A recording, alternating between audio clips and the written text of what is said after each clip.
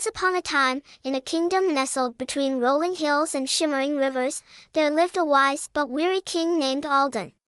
His crown, though golden and glittering, felt heavy upon his brow, for he longed to understand the lives of those he ruled. One day, he made a decision that would change not only his life but the fate of his entire kingdom. King Alden was known far and wide for his fairness and wisdom. He ruled over the land of Eldoria, a kingdom blessed with fertile fields, bustling markets, and a people who sang songs of his kindness. Yet, as the years passed, the king grew weary. The weight of his crown felt heavier with each passing day, not because of its jewels, but because of the burden of responsibility. He spent his days in the grand castle, surrounded by advisors and courtiers, but he felt distant from the very people he swore to protect. One evening, as the sun dipped below the horizon, painting the sky in hues of orange and purple, the king stood on his balcony, gazing at the village below. The laughter of children playing in the fields and the hum of farmers returning home after a long day's work reached his ears. He wondered what it would be like to live a simpler life, free from the chains of royalty. That night, as he lay in his bed of silk and velvet, the king had a dream. A wise old owl perched on his windowsill and spoke in a voice as soft as the wind. To truly rule, you must first understand. To understand, you must walk in their shoes. When the king awoke, he knew what he must do. The next morning, King Alden summoned his most trusted advisor, a kind-hearted man named Elias. "Elias," the king said, "I wish to trade places with a farmer for a day. I want to understand the struggles of my people." Elias was astonished but agreed to help. Together, they devised a plan. Disguised as a common traveler, the king made his way to the village. There, he met a farmer named Thomas, a humble man with calloused hands and a heart full of dreams. Thomas had always wished to see the castle and live like a king, even if just for a day. When the king proposed the swap, Thomas laughed, thinking it a jest. But when the king revealed his true identity, Thomas fell to his knees in awe. "Rise, Thomas," the king said with a smile. "For today, you shall be the king, and I shall be the farmer." And so, the swap began. Thomas was dressed in the king's finest robes and taken to the castle, while the king donned Thomas's simple tunic and took up his tools.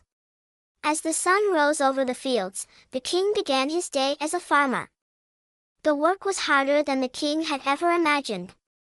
His hands, unused to the rough handle of a plow, quickly grew sore. The sun beat down mercilessly, and his back ached from bending over the crops. Yet, as he toiled alongside the other farmers, he began to see the beauty in their lives. They sang as they worked, shared stories during their breaks, and laughed despite their hardships. During lunch, the king sat with an elderly farmer named Marta, who spoke of the struggles of the past year. "The rains were scarce," she said, "and the harvest was poor. Many of us barely have enough to feed our families." The king's heart ached as he realized how much his people had suffered without his knowledge. As the day wore on, the king's respect for the farmers grew. He marveled at their resilience and their ability to find joy in the simplest of things. By the time the sun set, he was exhausted but filled with a newfound understanding. That evening, as the king prepared to return to the castle, a messenger arrived in the village with urgent news. A band of raiders had been spotted near the kingdom's borders, and they were heading toward Eldoria. Panic spread through the village like wildfire. The people looked to the king for guidance, but he was still dressed as a farmer, his crown far away in the castle. For a moment, the king hesitated. Could he lead his people from the fields, without his crown or his throne? Then he remembered the words of the wise owl, "To truly rule, you must first understand." He had walked in their shoes, and now he knew what they needed. With a voice full of authority, the king rallied the villagers. "Gather your tools and your courage," he said. "We will defend our home together." The farmers, inspired by his leadership, armed themselves with pitchforks and scythes.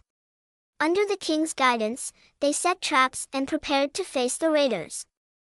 When the raiders arrived, they were met not with an army of soldiers but with a united front of farmers. The king, though dressed as one of them, stood at the forefront, his presence commanding respect. The battle was fierce, but the villagers fought with the strength of those defending their homes and families. In the end, the raiders were driven away, their plans thwarted by the courage and determination of the people. The villagers cheered, their voices echoing across the fields. The king, though weary and bruised, felt a sense of pride he had never known before. The next day, the king returned to the castle, where Thomas awaited him. The farmer-turned-king had spent the day overwhelmed by the complexities of ruling but had gained a deep respect for the king's responsibilities. The two men exchanged stories, each gaining a newfound appreciation for the other's life. From that day forward, King Alden ruled with a deeper understanding of his people's struggles.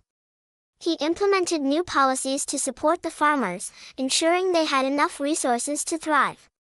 The kingdom of Eldoria flourished like never before, and the people sang not only of the king's wisdom but also of his humility.